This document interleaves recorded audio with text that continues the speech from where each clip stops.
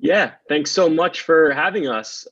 Really excited to be here with Aviad Pinkovezky, Chief Product Officer of Hippo. My name is Dan DiFrancesco, Finance Editor at Business Insider. So we have this great panel, or I should say, conversation, forging your own path. Aviad, start maybe, could you give us a quick background on yourself? What drew you to Hippo? What was it like being employee number one? Lots of exciting things there. Give us the rundown. Sure, thank you. First of all, great to be here. Thanks for having me. I had the fortune of joining Hippo in the pretty much early days. And the story goes is that before Hippo, I was at LinkedIn, which was an amazing experience, really a powerhouse for product management. And at some point, I decided to take the plunge into the startup world. So I was actually introduced to the CEO and co-founder of Hippo via a mutual friend that, as a funny anecdote, I actually brought this friend into LinkedIn. So after he made the connection between me and the CEO of Hippo, I used to joke that he actually kicked me out of LinkedIn. And then, of course, just to close the loop on this one, a couple of years later, I had my vengeance when I pulled him out of LinkedIn to join us at Hippo. But beyond that, I was introduced to the CEO of Hippo and to the early investors back then in late 2015. And I was actually amazed by the opportunity to make an impact on such a huge industry that, listen, it's so important for the economy. You can't really have any modern economy without the layer of insurance. Because think about it, everything that you have around you, like your house, your car, everything that you own needs to be insured in order to allow people to actually build wealth and climb up in their socioeconomic ladder and so on. And this is something that has seen so little innovation, so lack of customer centricity in the past, I would say even few decades, that the opportunity really, I was amazed and inspired by the opportunity that was in existence over there. And then, of course, there was a great connection with the founders and the early investors, and which is super important for such an early days adventure. Yeah, absolutely. So that's a good place to start off. InsurTech, right? It's been a wild few months, really, when you think about it. But a lot has changed. You talk about how it's an industry that hasn't necessarily been on the forefront of tech or evolution, the insurance industry, that is. And then, a lot of these younger startups come in like Hippo and start shaking things up. So I guess, can you give us maybe a quick overview for maybe those that aren't as familiar as the InsurTech space? What's kind of a quick little history about the startups coming into the space? How's the industry doing right now? And what are kind of the most exciting trends you're seeing in the space? Sure, happy to. It's kind of funny to talk about it as an industry, to be completely honest. I remember at the last days of 2015 and early 2016, there was no such thing. So it's really, really new. In fact, I remember so many people raised an eyebrow when I told them that I was leaving LinkedIn to join an insurance startup. People were like, why would you do that to yourself? And all of a sudden, you have an industry around it. So definitely an interesting dynamic. But I would say, from taking a step back, I think we're at a point where a few years ago, there were a bunch of early stage startup. And I would say that fast forward to today, a handful of those people, included, of course, managed to reach what I call escape velocity. They started to create significant traction and started to become a real business. And I think there are two interesting things or two interesting insights that come as a result of that. The first one is the market reaction. I think that the market realizes that there is a huge opportunity here to build a franchise, to basically build the next wave of large insurance companies that will take a significant place in the economy going forward. And you see that in the market reaction to several IPOs that happened recently and so on. But even more interestingly than that, you see a lot of customer reception. And that was a big unknown in the early days of the industry, whether customers will be willing to take the plunge and to move their business to newcomers. And the answer is a resounding yes. We see that customers are definitely receptive to that. Customers resonate with the value proposition that InsurTech companies bring to the table, and customers are not bound to use the same insurance companies that their parents have been using, early on. So it's a very exciting time in this industry, and I think that the next couple of years will be the inflection point for many companies that will transition from becoming just a startup and will become a much more dominant companies in the industry. But keep in mind, it's important to keep in mind that the companies that we are looking at, the incumbents, it took them tens of years, in some cases over 100 years, to reach to where they are today. And companies such as Hippo are actually doing the same transition, the same journey, compressed into just a few years. So it's obviously a very, very dynamic and exciting time to be part of this industry. Mm-hmm. Yeah, absolutely. People talk about how in fintech, when you think of like banking, like that's such a big hurdle to get someone to switch a banking account. But switching insurance, I mean, that's even more of a hurdle because like so often in years past, it was kind of set it and forget it. Like you said, you go with your parents, and obviously that's been proven out to not be the case anymore, and people are willing to shift, but definitely was not an easy climb, but it's been fascinating to see the industry go from there. So as a chief product officer, I guess maybe some of the rookies in the room or watching, maybe talk through quickly some of your responsibilities and then kind of more forward looking, kind of what are the most important things you need to know, when you think about product creation, from start to finish. It's a great question, and there is no single textbook answer to that, I have to say. So, first of all, at the high level, I have to say that the vision and the strategy of the company has been pretty consistent throughout the years, which is to provide peace of mind and to help homeowners to protect their houses and their property and so on. And that's pretty much the first question that we ask ourselves whenever we have a new initiative or a new objective that we want to go after. But then when you're looking specifically into the insurance industry, you need to keep in mind that there is a huge difference between launching a product in almost any other technology sector versus the insurance industry, with the exception of maybe some fintech industries that are fairly similar as well.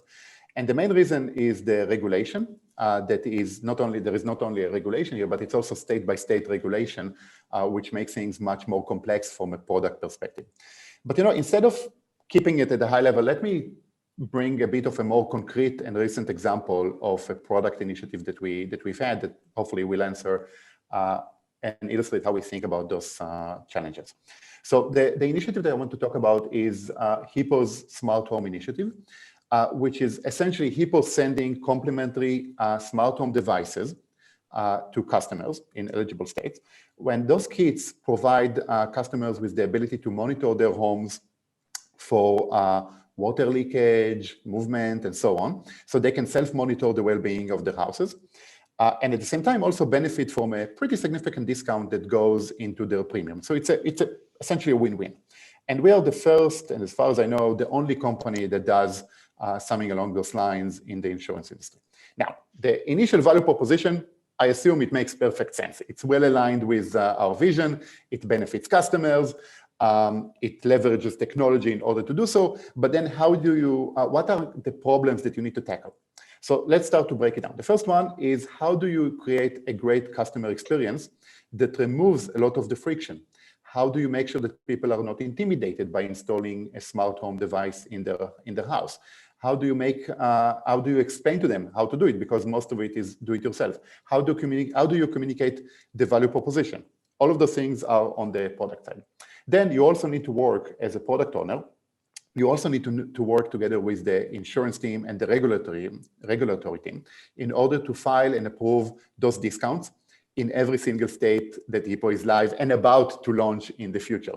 So that's a pretty serious undertaking that you need to make sure, because otherwise you just can't do that. Then you need to integrate with the different partners that you have on the back end. You need to make sure that you are provided with the input feed of customers that activated their kit, so you can actually apply the discount. And then, of course, last but not least, after you go live with some early version with a single partner, you need to start iterating, change the messaging, increase the coverage, introduce new partners, and so on and so on. So that was kind of, I think that's a good example for a product initiative that touched multiple aspects of Hippo. And fast forward for today, that has been one of the big successes that we are very proud of. We already shipped over 500,000 smart home devices to our customers. We have an activation rate north of 70%, which is kind of unheard of. We have multiple partners such as ADT, Notion, Kangaroo, SimpliSafe, and more. So definitely a huge success for us. But it didn't start this way. And yes, it was something that was definitely an iterative process for us. Yeah, it's super interesting to get the breakdown there of kind of from initial idea to kind of all the way through. So that kind of brings to the broader discussion we want to have today, understanding your product journey and your growth. And I think, we had chatted before, I think the best way to break it down is maybe into seasons, right? So if you talk about season one being kind of the initial promise. So maybe to start, I know the concept of minimum viable product, right? MVP, that comes up a lot when you talk about a new kind of startup. Maybe talk through what does MVP mean, and why was that not necessarily the case when it came to Hippo? That's a very interesting topic for us, and something that we grappled a lot in the very early days. So MVP, as I'm sure the audience is fairly familiar with, is a minimal viable product, which is a concept that you basically need to ship something, hopefully within a few weeks or maybe 2 to 3 months, check the market's reaction, gauge, and either pivot or double down. Well, it's a very valid approach, and it has its own merits. But when you come to think about it, what does it really mean in the context of insurance? How can you create an MVP in insurance? Does it mean that we launch a product and we provide coverage for your house, but we don't provide coverage for your personal belonging because it wasn't part of the MVP? Does it mean that we go live, but we don't really apply all the deductibles? Does it mean that we go live with a premium, but we don't provide you with the claims because it's not part of the MVP? What does it really mean in the context of insurance or even in fintech? So it doesn't really hold, it doesn't really hold. Then again, as I mentioned before, it's a regulated industry. So you cannot really take those shortcuts, and it puts potentially like a big risk on the company, because you might be out of compliance if you don't launch with everything that is needed. So we realized from the very beginning that the concept, which is very, almost sacred in Silicon Valley, of MVP is not really relevant for us in many ways. And we took a bit of a different approach that we found more suitable. So we basically took more time to develop the product in advance. We put a lot of effort into design, into compliance reviews in the early days before we had a single customer.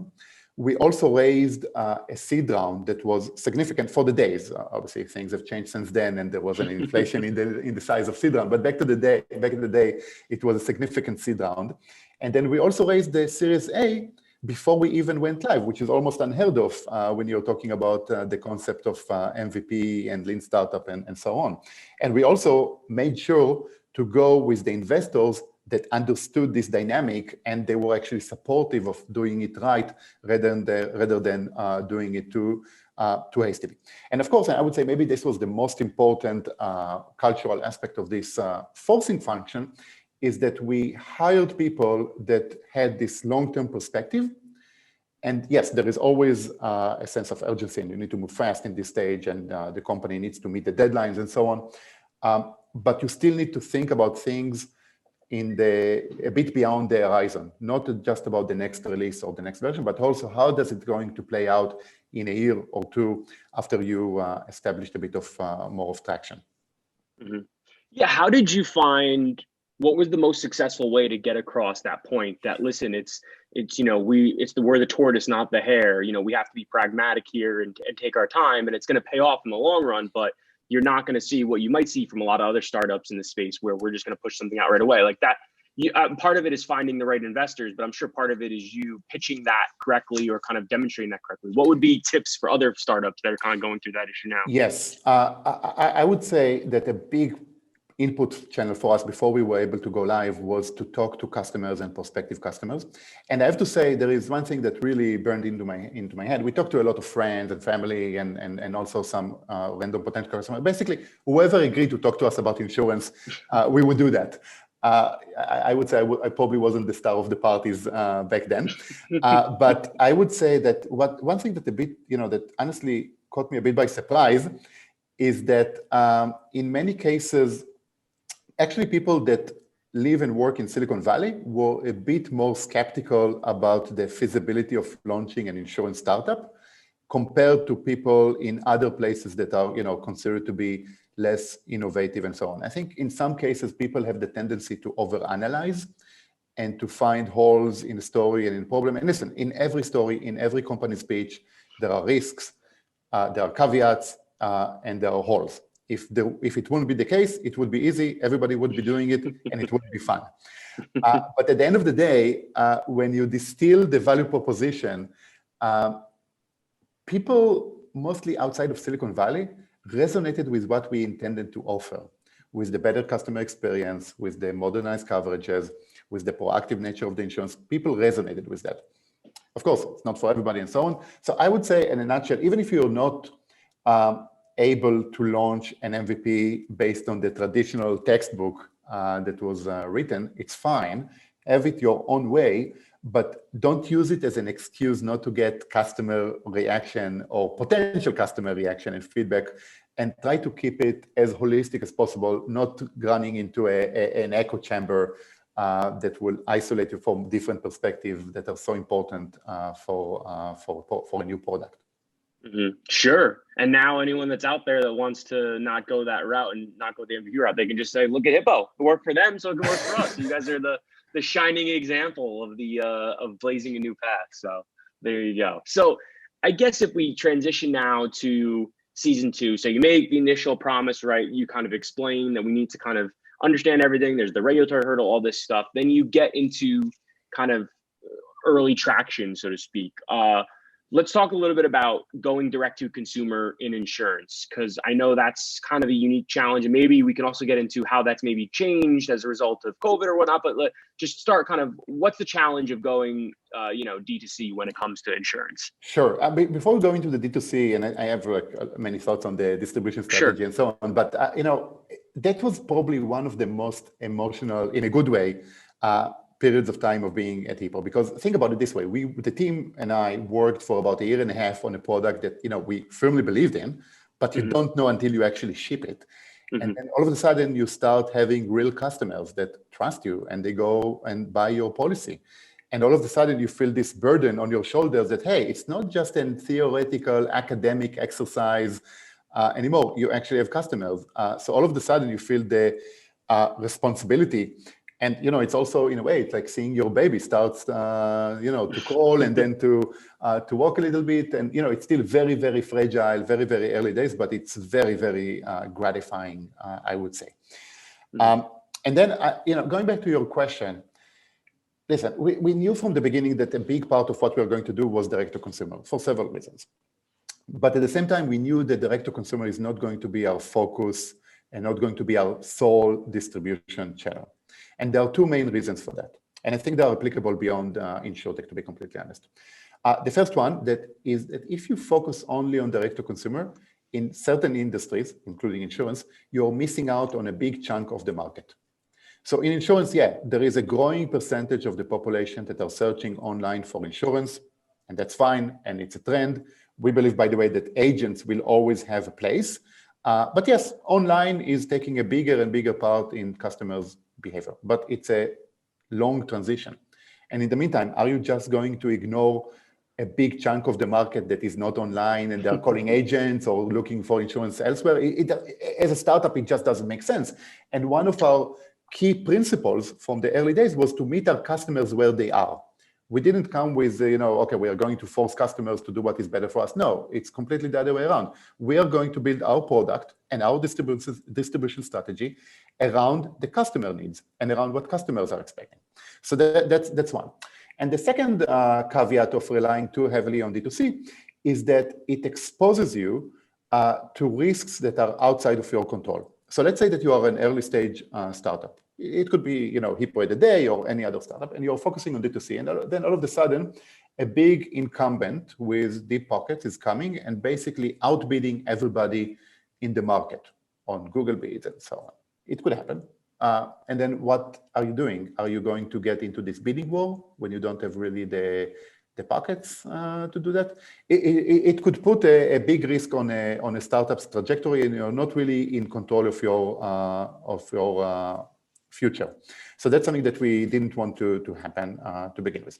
But at the same time, let's be realistic. When you're an early stage startup, creating B2B distribution partnerships is not easy either, because not many partners will talk to you or will basically take you seriously. Most players will say, okay, go up a little bit, expand a bit more, and then we'll talk to you.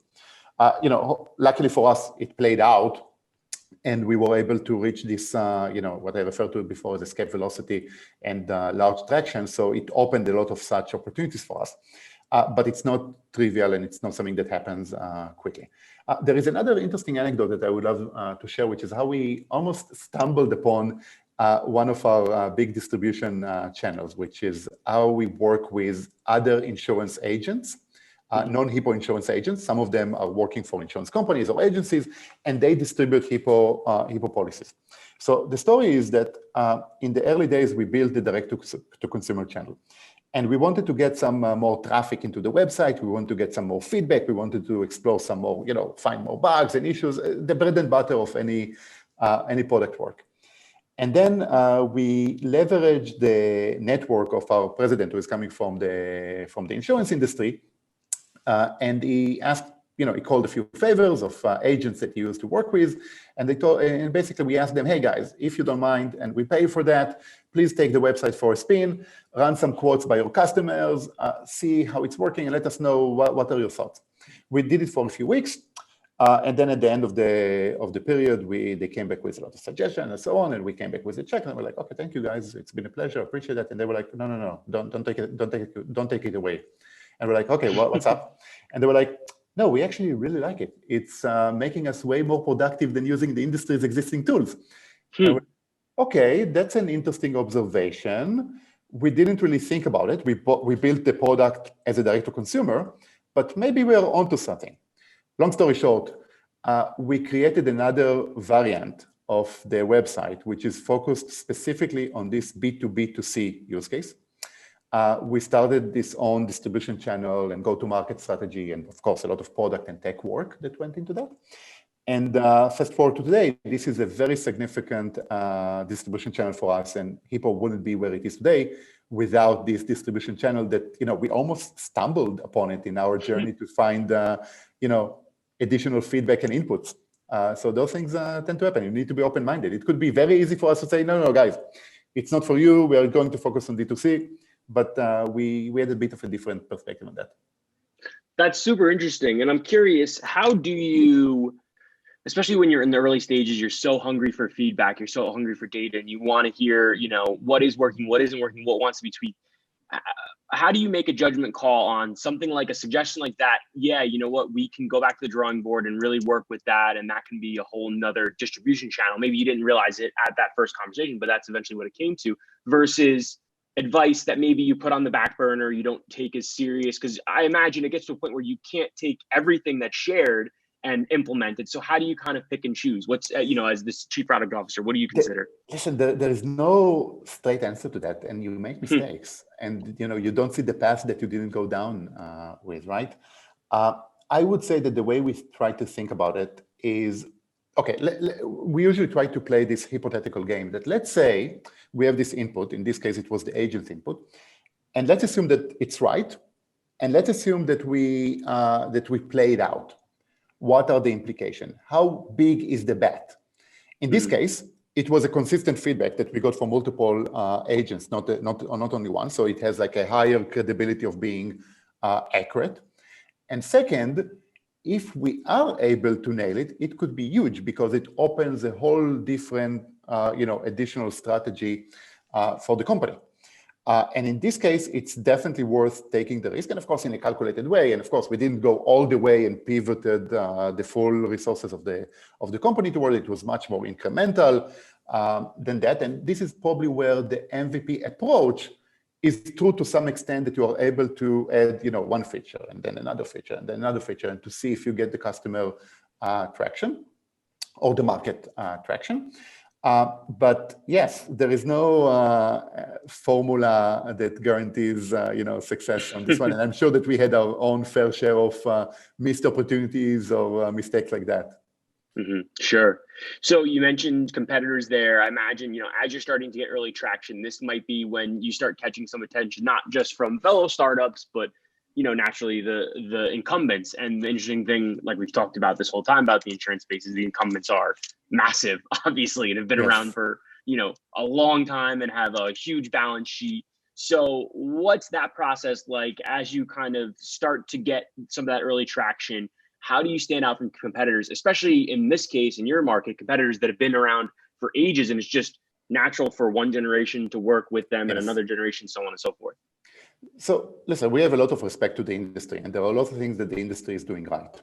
But our focus, to be completely honest, has not been around the competition. It has been about the customers and their perception of us versus the competition. And there are two dimensions here that we had to play on. The first one is how we are perceived and what is the differentiation of us versus the competition. And from the very early days, we were very consistent on that. We have the ease of use. It's much easier to buy an insurance from us online versus a legacy player that will take you through hoops and you will need to call an agent. You can't really buy online with a traditional player. So that's one. Second, we modernized the coverage quite extensively, including a home office equipment coverage before it was trendy because of COVID.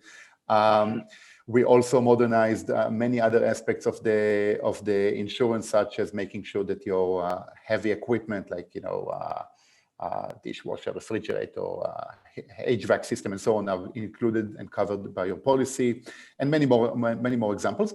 And third, the proactive nature of the company, which got to do with home services and smart home devices, as we mentioned before. So that was one aspect that we made sure to double down and to make sure that we are reminding people and customers and leads all the time and partners what are we standing for. But the second piece is, how do they see you against the competition? And listen, there is no way around it. In the early days, you're in a big disadvantage because, as you mentioned, those companies are huge.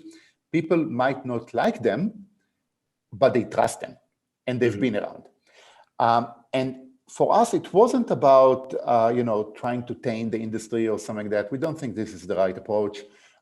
For us, the approach was completely different. We worked very hard to build our own credibility by our own merits. And how do you do that?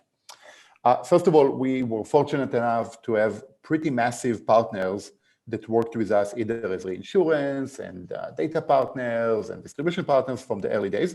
And we made sure, of course, with their permissions, to leverage their name, credibility, branding, and so on, so we can get some of this trust. Because if big player A is trusting a small startup, that reflects very effectively on the small startup. And second thing that sounds trivial, but I was still shocked to see the positive impact of that, was the introduction of customer reviews. Of course, you need to have customers first, so you can do it in the very, very early days. But in season 2, shortly after we had some initial traction and very enthusiastic customers, putting those reviews front and center really made a huge deal. Now, don't get me wrong. I don't think that we are not sitting idle. I still think that many people, for many people, it's still a challenge to go through and work with a startup that hasn't been around for 50 or 100 years. But now it's definitely a different ball game, and I have no doubt that it's going to be much less and less of an issue as we are going. Mm-hmm. Sure. So if we switch now to season 3, you have the pieces in place. You have, you've kind of figured out some of the distribution channels. You figured out some of the products, and now it's a matter of, scaling up the business, right? The traction's there. You have your legs under you. Now it's time to kind of run. How did the goals for Hippo kind of shift, or for the business shift during this time? Like what's going on as you kind of go from, those early traction stage to now, all right, now it's time to really grow? Yeah, so I think you touched on that in the question. The biggest difference is that now all of a sudden you actually have a business. In season 1 and season 2, it's mostly a proof of concept. Yeah, in season 2 you have some customers, but it's still a proof of concept. You're making sure that you are able to deliver. Season 3, it's about, okay, we have a business. And you see that also in the conversation that you have with partners and investors. At this point, it's mostly about the business because you have proven that the technology part is, can be solved for. Of course, there are many problems and many things to fix and to work and to build and so on, but it's not a big unknown anymore. So season 3 is mostly about, okay, you know that you have a product market fit. How can you build a scalable, repeatable machine that, in our case, for example, can launch new insurance products? launch new states. Again, it's regulated on the state level, so you need to have this textbook. And I think that many other startups, in various industries have faced this phase. So I think this is, it's a bit of a mental shift, to be completely honest. But it's obviously it's a very exciting by its own merits. Mm-hmm. Yeah, absolutely. Actually, something, maybe this is more of a season 2 question. I know you touched on season 1, but especially when it comes to InsurTech, how do you handle the regulatory aspect of this kind of entire process? Because that's such a key point in the insurance space, with it being state by state and you kind of having to do it piecemeal. So when is that more of a season 2 consider? I mean, I guess it's a consideration throughout, but when does that really kind of become a top priority? It's a great question. I think it's almost from the very beginning, maybe not from day one, but almost from the very beginning, it's a big consideration. I'll tell you why. There are 2 reasons. The first one, it's got to do with how we perceive the regulation here. And the role of the regulatory environment here is actually to keep the customer's interest.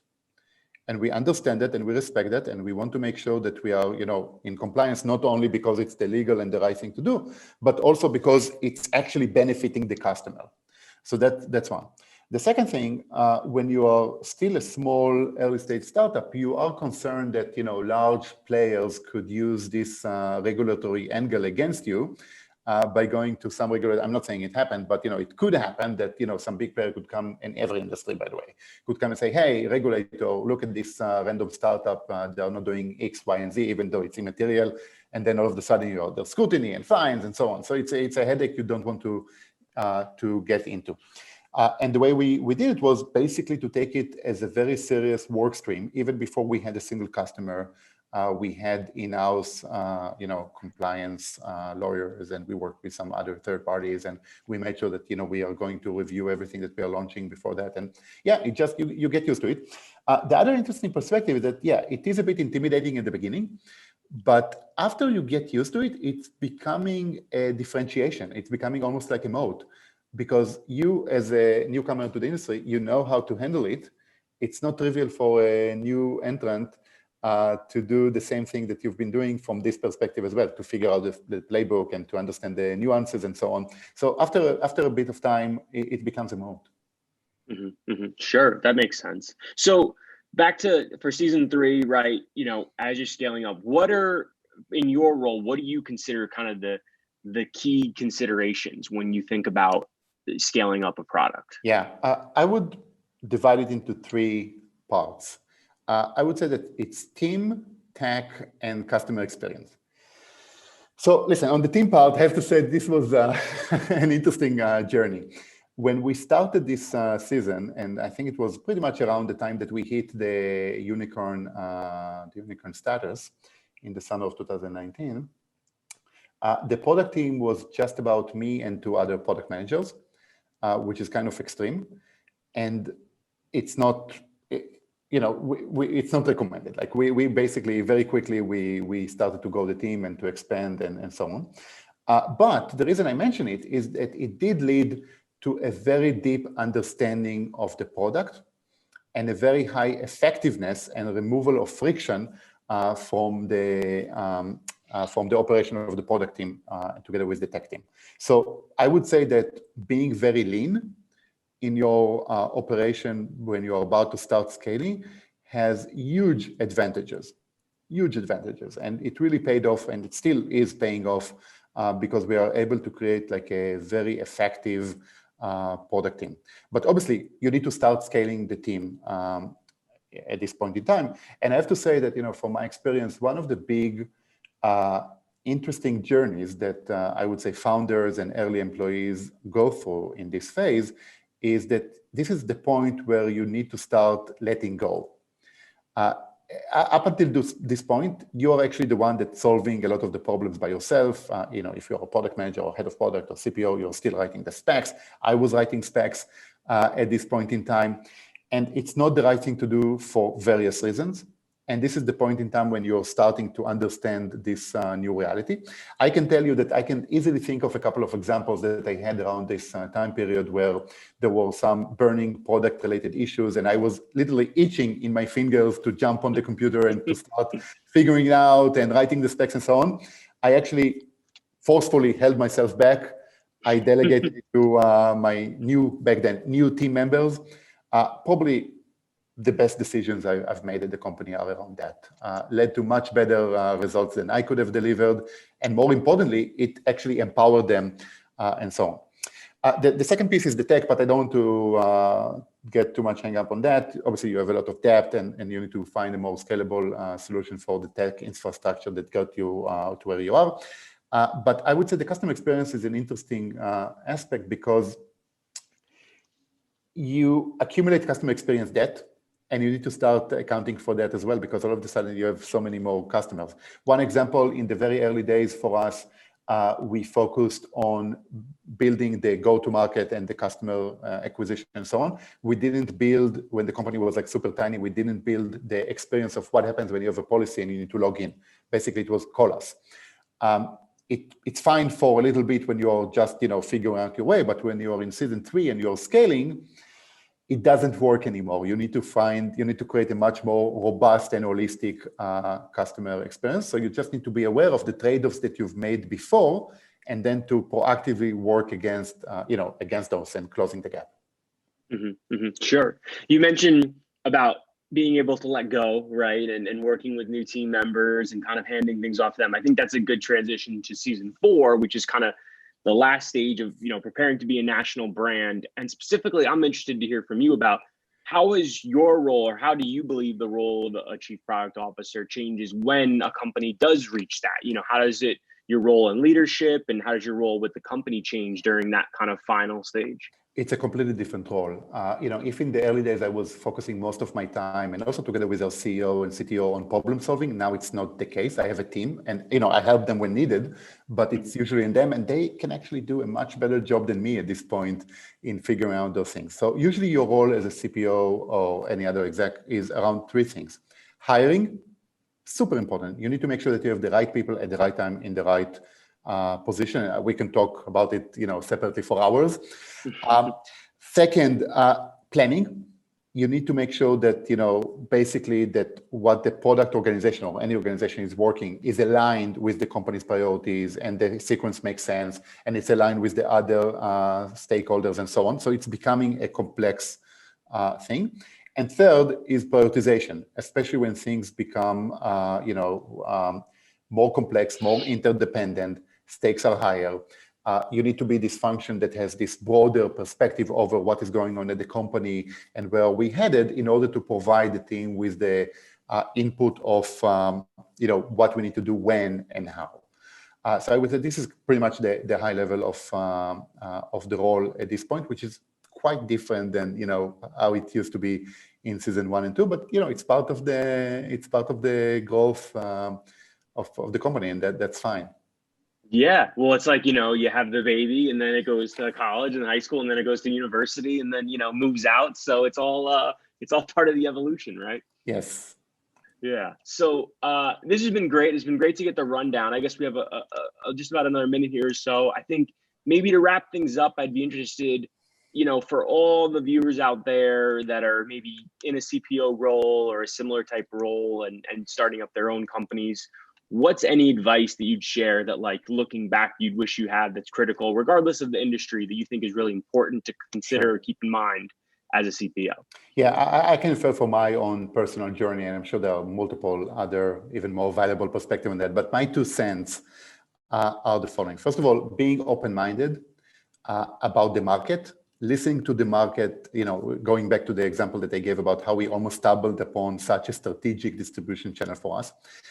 And this, I think this state of mind is also tightly coupled with being customer obsessed. Listen, I in the early days, I spent nights, every night, I spent watching recorded sessions of our customers and actual leads on the website to understand what is going on, what could be improved, and so on. We interviewed customers all the time. We send customer surveys. There is no other way to get the feedback and to understand the market. So I think this is super important. I would say, in addition to that, build solid relationships, both within the company with the key stakeholders, obviously with the management and some other people as well, but also externally with strategic partners. We still have some partners that we've been working with since early 2016 to this date. And it's been a great journey for both parties. And I would say, more on the product side, design has always been a big focus area for us. This is a whole separate conversation. We don't take it for granted. We were very thoughtful, and we tried to make sure that it was weaved into the organization and into the very early version of the product, starting from day one. That's super interesting. Well, listen, Aviad, we thank you very much for joining us. This is great to get the rundown of Hippo and kind of it going from baby to monster that it is. And yeah, thanks so much for taking the time. Thanks, Dan. It's been my pleasure.